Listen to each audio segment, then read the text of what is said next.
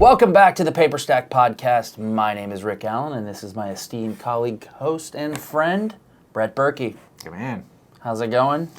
It's going good. It's going good. We're here at NoteExpo. Two places at once. I know. It's like almost like parallel universes, you know? It is. How did we do this? I don't know. It's some kind of quantum physics stuff. Where's your studio? Oh, man.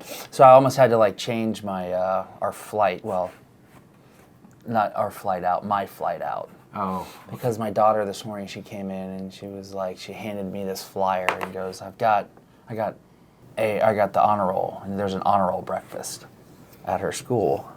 And I'm like, what day is it? And she's like, oh, November 2nd. I'm like, oh, no. I was like, well, let me see what time my flight is. I was like, oh, I fly out at 9:30. And, you know, it's an hour from where her school is to the airport, and it's from 8:30 to 9. And I'm like, baby, I don't think I'm going to be able to make it. And she just starts crying. I'm like, Oh, jeez, the guilt trip. That was terrible. And then, because she didn't think my wife was going to be able to go. So I was like, she's like, you're never going to get straight A's again. She's like, but my wife was like, I'm going to be able to go. I'm like, oh. Okay. So I was like, is she being dramatic, or do I need to, change my flight, you know? Mm-hmm. Because it's my only daughter. Yeah. You know, I do the same for my boys, but it's just like, ugh, horrible. Yeah. Well. But, so I still up in the air. Well, Thursday the 2nd is my wife's birthday, so I'm flying out on her birthday. So, that's never good. No. It's never good. She never likes it. It's always the same thing every year. What'd she say? I told her I'd take her out to dinner the night before, where I suggested we go to dinner. She called me cheap, and so I think it's good. It's Indian food, cilantro's. She said you wouldn't take your wife there. I said Rip would take his wife there. I mean, I don't know, maybe. I said we go to cilantro's, and afterwards we have a couple beers, and it's whatever. We walk around Winter Garden. She didn't like that idea. So, whatever. Sounds like it's going to be expensive when I get back or before, And she doesn't want to ride out there with you? Yeah, she don't want to. She don't want to. Okay. Yeah, whatever. She doesn't want to do it, so it is what it is. But yeah, so what's on the agenda for the day? What are we talking about? So on the agenda for today is you got a payoff.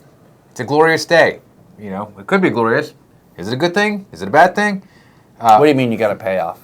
Like the borrower paid off their loan? Yeah, either they refinanced or they decided to just drop the cash and pay off their mortgage all one chunk. But all of a sudden you got a payoff and you're done. And so who are you talking to? The servers are talking to you.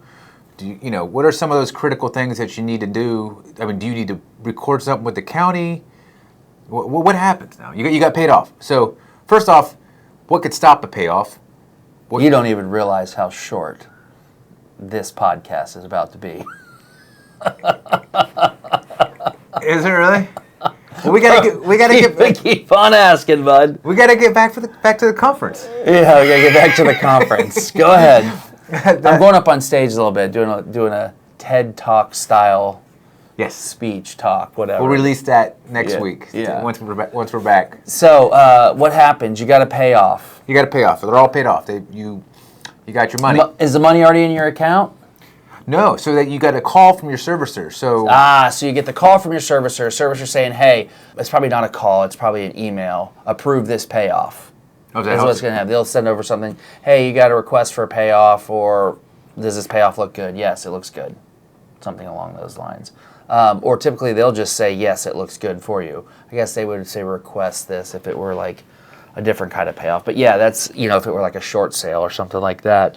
But if you get a payoff, the servicer literally just approves the payoff. Hey, here, somebody sends in and says, what's your payoff? They request the payoff from, the borrower requested, or a title company requested, or another, potentially another lender. And it'll say, we need a payoff for this. And then when it closes, either the title company or usually it should be a title company. They will send funds, or the borrower will send in a large chunk of money to pay it off. But you're done. Typically, your servicer can and will handle the satisfaction. They will. Mm-hmm. What is the satisfaction? It's satisfactional lien. It's what releases it. Right. What releases the... And the servicers need to get that recorded with the county. Mm-hmm. That's on the servicer, not on you. typically the servicer will handle that for you. It's like a value add or something they can do. You'll have to sign the release, but it's I mean. So let me ask you a question. When it happens, does the servicer take a big, hey, this is a payout chunk that we get, or is it just regular, just? It's just a regular thing. They don't get a big piece of it. Like if there's, I mean, like a bonus or payout. No, if there's like a loss mitigation like strategy involved, like they'll get a chunk there if they were part of it. But every servicer is different. Their fees are all different. So you just have to look at it. So they'll have different fees. If it was like, hey, it's a short sale, then sometimes they get 1 or 2% of the payoff. Of the payoff, because not of the payoff of what was paid in. So it varies really by servicer. Right. Okay. So there's not much to it. There's not a whole lot to it. No, man. Who are you talking to? You're talking to somebody to start spending that money again to get it back at work. That's what you're really looking for. That's interesting. So it's pretty, if you have a FPI, you probably need to cancel your FPI. Force place insurance. If that's not something included in your servicing and you're handling it, you'll have to cancel that. But I mean, your servicer will deboard the loan and you're done. Nice. And then you just walk away with a chunk of cash. You walk away with your funds. So those can be really cool. If you buy something that's like non-performing and you get it at a really good deal, and then there's this big payoff, or man, I've sold stuff. I've bought stuff too. I've purchased performing assets, and like 2 months after we purchased it, it paid off. That's awesome. It's good if you buy it at a discount. Like if it's a reperformer and it pays off. Oh, we did one where I bought, it was an owner finance deal. We bought it for like 72 cents on the dollar, right? It was because it was a lower price band asset. It was almost newly originated. And when it paid off within like 2 months of getting it. Nice. And I was like, well, what the heck happened here? And I went back and looked, and the guy who bought it, he bought it for his son. He owned a concrete block company. So I mean, the guy was making $500,000 or $600,000. It was a $40,000 loan he took out just so he could do it without having owner financing 12%. Fixed it up, turned around, and just paid cash for it. Paid it off. So those are great because you're buying them thinking it's going to take 20 years. 20 years to recover your capital, and you recover all your capital, but you don't if it goes out 20 years, you make more money, but the ROI is higher because it pays off so quickly. Interesting. Is there ever a strategy where you're honest, or the yield is higher when you're like looking at notes to say, hey, look, this one looks these based off? Because I know there's something inside of where would I see it? I saw one of the days servicing notes. If you look in the servicing notes, sometimes you'll see in there payoff requested. That'd be a nice one to find without the person selling it knowing. Right. And believe me, it happens when they're like payoff requested.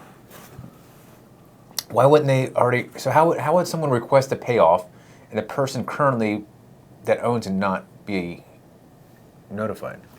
I guess at that point it would be this it's not something that's being approved. It would be a performing loan where they're not behind. You're not having to approve any past due fees or anything like that. You're just saying, yeah, this is the servicer gets the payoff request. They look at their books, say, well, it's a performing loan. Everything's up to date. Here, that's the payoff. Because they're the bookkeepers. Interesting. But so this, I might be missing a part.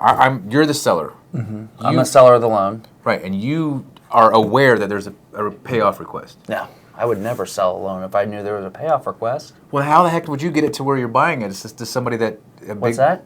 How would someone as a buyer find something like that in the servicing notes and not have had the person that currently owns it see that?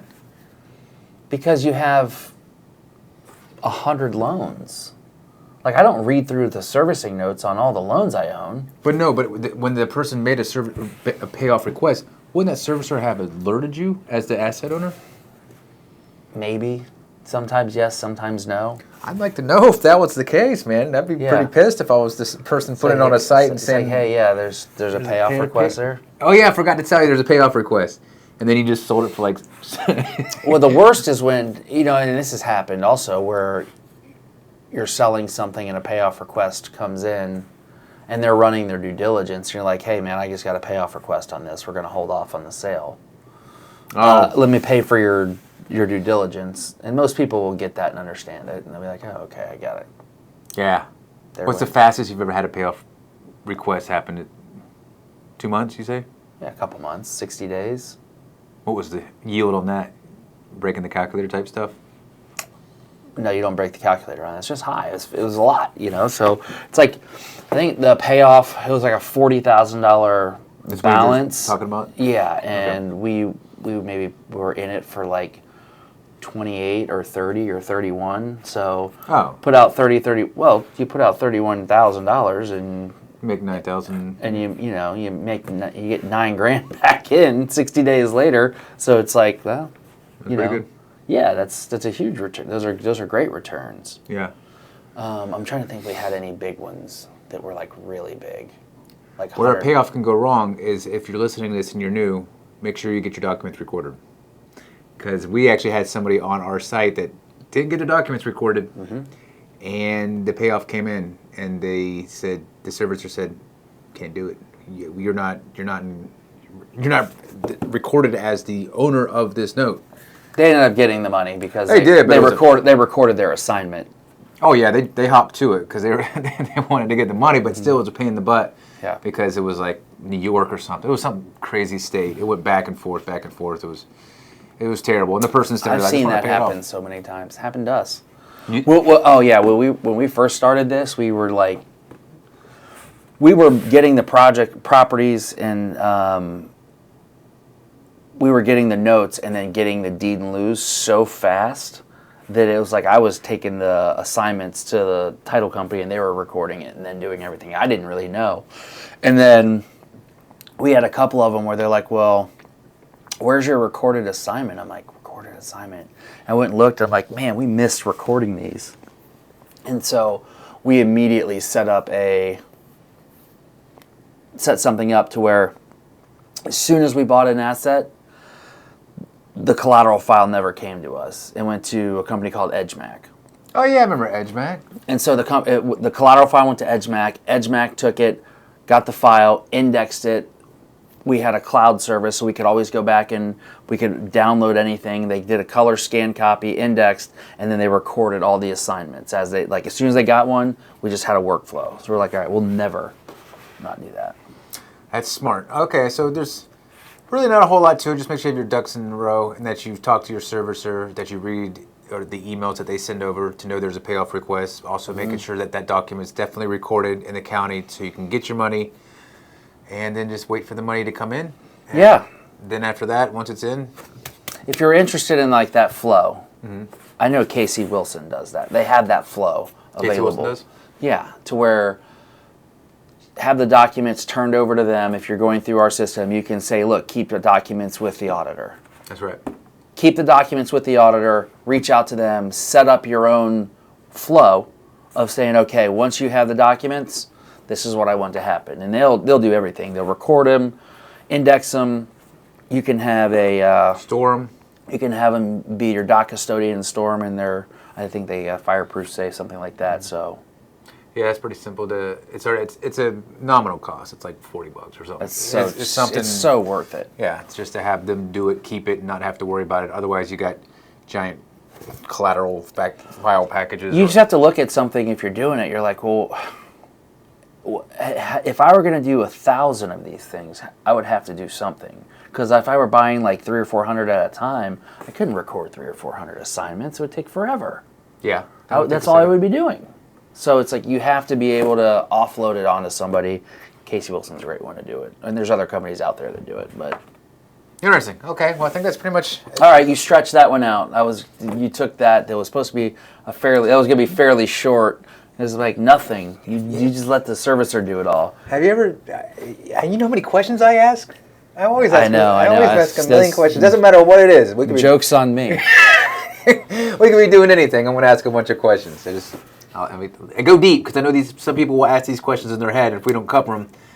I got one for you guys. What's the over-under on the amount of time that Brett spends at the booth for a 2-day event?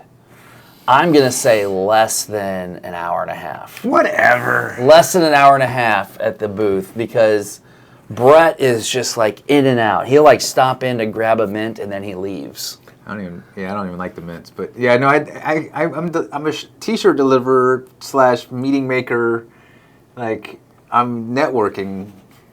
Mike's at the booth. He's got it. Mike likes the booth. He likes to be at the booth, and right.